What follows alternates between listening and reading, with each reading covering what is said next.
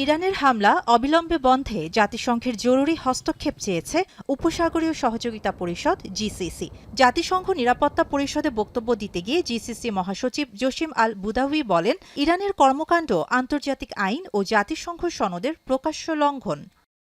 যুক্তরাষ্ট্র ও ইসরায়েলের সঙ্গে সংঘাত শুরুর পর থেকে প্রতিদিন ক্ষেপণাস্ত্র ও ড্রোন হামলা চালাচ্ছে ইরান। তবে তেহরানের দাবি তারা আত্মরক্ষার্থে এবং মার্কিন ইসরায়েল সংশ্লিষ্ট লক্ষ্যবস্তুতে হামলা করছে।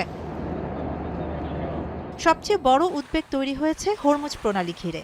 লন্ডনে ৪০টিরও বেশি দেশের কূটনীতিকরা জরুরি বৈঠকে বসেছেন। তাদের লক্ষ্য কিভাবে কূটনৈতিক চাপ বাড়িয়ে হরমুজ প্রণালী আবার চালু করা যায়।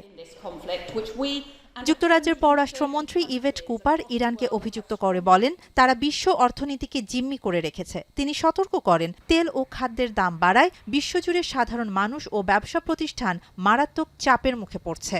The global economy, that's affecting petrol prices and mortgage rates here in the UK, but also jet fuel across the world, fertiliser to Africa, and also gas to Asia. So countries across the world being impacted. এই virtual বৈঠকে অংশ নেয়নি যুক্তরাষ্ট্র। Trump মনে করেন, এই জলপথ সুরক্ষিত করা যুক্তরাষ্ট্রের কাজ নয়। শিপিং সংস্থাগুলোর তথ্য অনুযায়ী সংঘাত শুরুর পর থেকে উপসাগরে বাণিজ্যিক জাহাজে ২৩টি সরাসরি হামলা হয়েছে।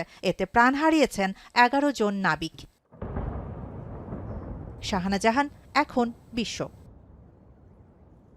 Lily ultra soft serum gel, যা গভীর থেকে স্কিনে দেয় ৩ গুণ সিরাম হাইড্রেশন। সিরাম জেল হাইড্রেশনে ব্রাইট থাকো সব সিজনে।